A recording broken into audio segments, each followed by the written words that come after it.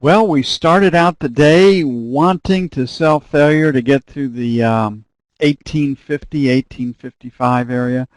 Uh, Best break in the market was right here in the 55 area. And it took news from the Fed to break the market out on top. The Fed's minutes from last month show that there was considerably more dovish remarks and discussion amongst the Fed governors than the official minutes, than the official announcement led the market to believe. So the market will get the support it needs from the Fed when it needs to get that help. It's pretty simple. Buy stocks, buy financials. So both markets have rallied off of that. Got a high volume number here at 65. That's an attractor. All day long we've been talking about resistances basically at 61 to 64. We've got this M period high right here at 67. So if this 65, 67 area does hold, the market could come back down, but then it's going to have to make new lows to hold the shorts in their positions.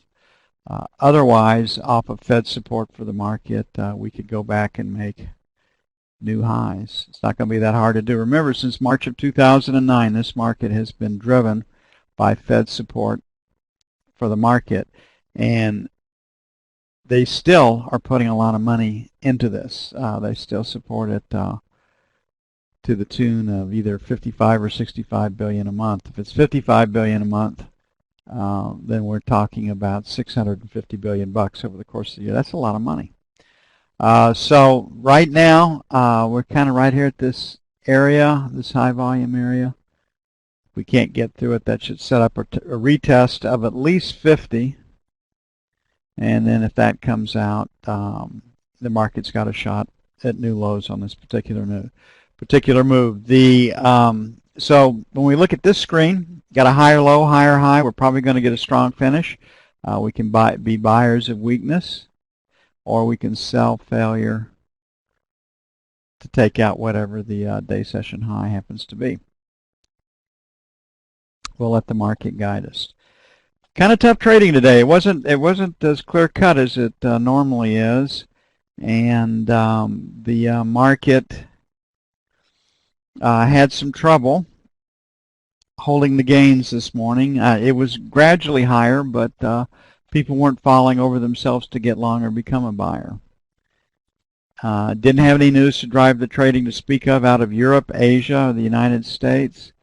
Some of the information out of Japan is that retail sales would fallen off quite a bit when Japan raised their sales tax from 5% to 8%. That would tend to do it. And the expected behavior of the retail buyer would be to cut back on some of their shoppings with an increase in taxes, and that's what they did in Japan. But not a lot of news to talk about. Here's the attractor at 65. Here's when the Fed spoke. We were dealing with more volume in the top half, so while it looks like a D, it was leaning P this morning. We get a move out of the middle in F period. Basically, they couldn't break the 45 area, and the market was starting to trade higher than the Fed speaks, and the market breaks out. So we're going to have some support at 60. Then this 55, 56 is going to be the next band of support. Then our 50, 52. This area, say 50 plus or minus, will be the third. So the aggressive buy is going to be against 60, 60 plus or minus. Second buy would be against 55, 56. And I'm not real uncomfortable with the 55, 56 because it's a very, very clean break in the market. You can see it right over here. 60, if the 60 area holds up, we've got a fairly strong market, and that tells me that we should get up and retest the 60, 67 area pretty quickly. Take this area out right up here, 65, 67, then for no other reason than the Fed's support for the market, this market can trade higher. So we'll make our buys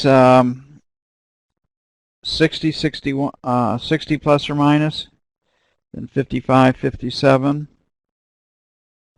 And then we're going to sell failure to take out 65, 67, and that'll do it for the E-mini. Taking a look at the note rallied with some strength off of the Fed. Dovish commentary. They're not going to use the unemployment rate as their guide is when they start to raise interest rates. Interest rates could be kept low for a longer period of time than the market thinks, well into 2015 and even more if that is required. So the market read that as that the taper may not proceed at $10 billion a month. The Fed wanted to see how the economic numbers come in for April and May anyway. That was going to be a pause. So this market, with support from the Fed or with a deteriorating economy, can trade higher as people invest in securities where they can at least get their principal back and earn a little money on it. We do have a higher low and a higher high that tells us we can be buyers. We can also sell failure to extend the day session range. Biggest news tomorrow, 30-year auction. We should get some retracement because of the 30-year auction. It's always easier to move paper with a higher interest rate. And that would fit into what the dealers have to do to move the paper. So the issue is how high can we go and where is support? First support's going to be in the 3 to 4 area, and the second area of support is going to be in the 124 even. And you'll see that on the F2 screen. The F2 screen confirms the F1, that the market is pointed higher. It's okay to buy into weakness. We do have an auction tomorrow, so at some point the Fed will come in and support the market, as will the primary dealers, to move this paper. So our first little band of support is going to be 3 to 4.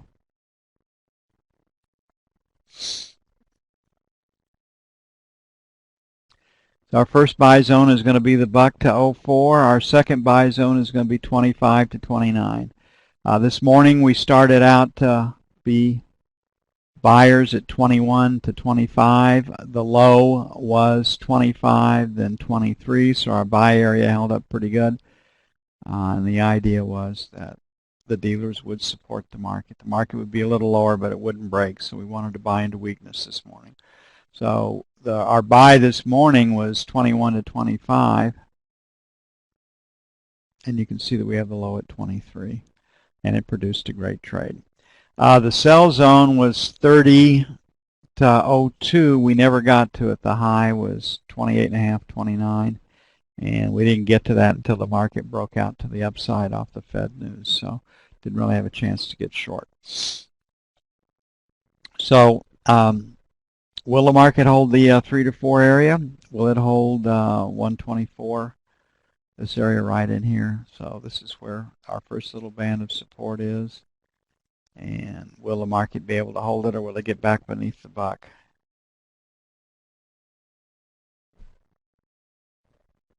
We're going to sell failure at 8 to 12.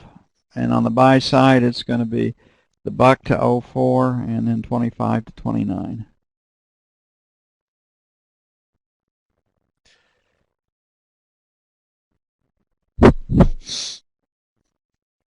Okay, on gold this morning, we really liked gold this morning. We thought that 1300, 1302 would be a great support band. 1300, why 1300 is a pretty round number.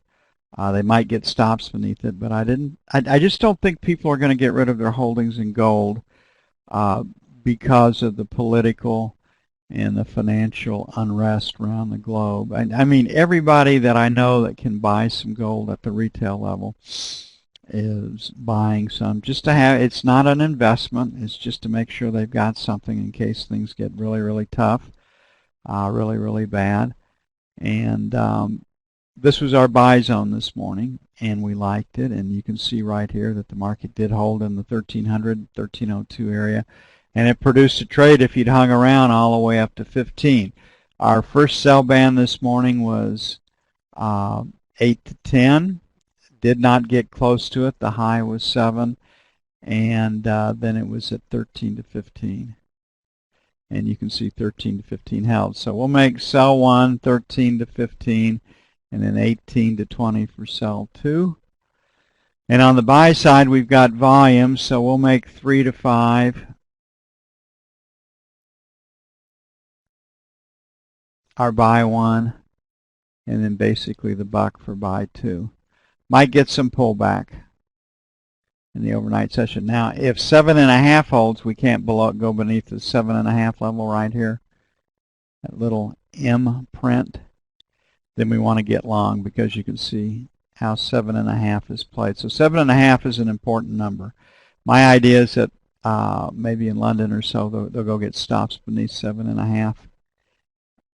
5 will hold, then it'll be off to the races. Not much news to drive the trading tomorrow. It's jobless claims. It's a bigger piece of news than we had today, but quite often doesn't really move the market around all that much. The 30-year auction by the Fed is probably the biggest piece of news that we have to deal with coming in tomorrow. You're taking a quick look at the ZB.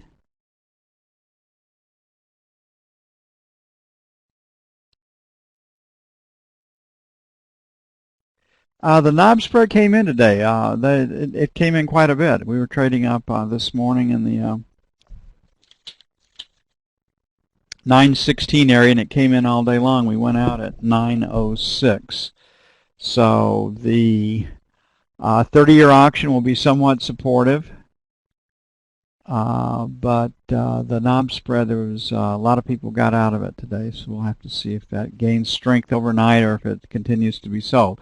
If it continues to be sold, then the long-term fundamentalists are telling you that they think interest rates are headed higher.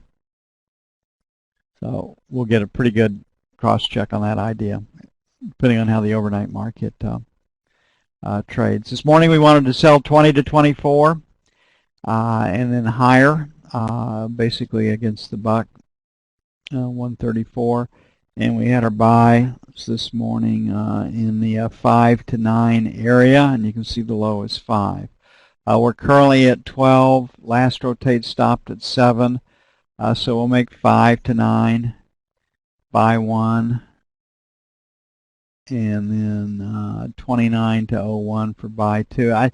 We might be a little soft overnight, but I don't think we're going to break it because they got to move 30-year paper. On the sell side, we're going to sell failure to take out 16 to 20.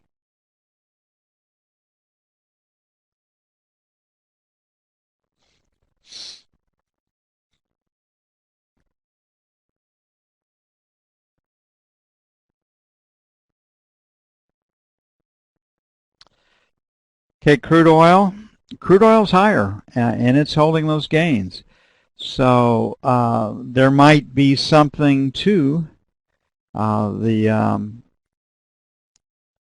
flexing of the muscle by Ukraine to stop either ethnic Russians that are demonstrating to become a part of Russia or Russian plants disguised as Russian-speaking Ukrainians demonstrating for Russia to come in and rescue them and save them and make the Ukraine part of Russia. Crude oil will trade higher on the hint of war. And yesterday, the Ukraine started to take back some of its government buildings, and the price of crude oil held up pretty well. We had 103.50 to 75 as our second sell zone. We'll make it sell 1 today. 104, 4 1/4 will be sell 2. Don't think we can get a big pullback. If the market comes, the last rotate down was 102.08, and we had the breakout from 102.75.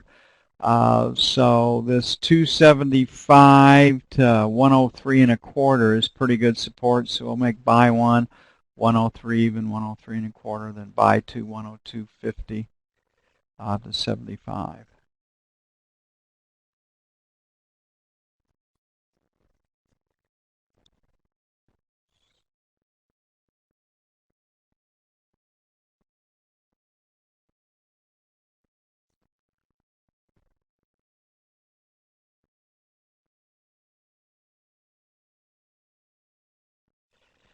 And last but not least, the euro. When the Fed minutes were read, the market for the euro read that as the fact, well, the Fed has opened up the possibility that they will be printing more money than the market thought before that announcement was made. Buy euro, sell the dollar. And that's what took us up, in my opinion. So it's all done on a relative basis. On a relative basis, the European Central Bank will be printing less money, potentially, than the U.S. is going to print, given the release of the minutes from last month. I know it seems like a stretch, but futures are futures, and they built in this possibility on the rally with the dollar coming off and the euro trading up as it did. So we had circled 138.50 as pretty good resistance. We've got volume up at 75.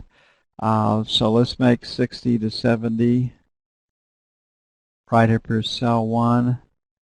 Then 90 to 139 even, sell 2. I know it's driving them crazy. Draghi at the European Central Bank, every time they talk about how the market needs to revalue the euro and take it lower so they can export more, the euro trades up. So Draghi's got a really tough job in front of him. Everything he says, market says, oh yeah, and it rallies on him. So their hope is for economic growth, and they wanted to do that by increasing their exports outside of the European Union. That is greatly helped by a weaker or lower euro dollar. And every time they try to jawbone or talk the euro dollar down, the darn thing rallies on them. So not fun being the governor or the head of the European Central Bank. So that's all I have right now for the euro. We'll go back and see how the E-mini does into its close, see if it can hold the gains. We are at resistance. It could hold if we can't take out 65, 67 in the overnight session. Then we can take a look at the short side and see how that plays out tomorrow. Again, it doesn't take strong fundamentals for this market to rally. It just takes the Fed saying they're going to support the market and extend or cut back on the taper program. They're going to keep money going in the market for a longer time and more of it. So it'll take about 10 minutes to get everything posted, and I will get to that.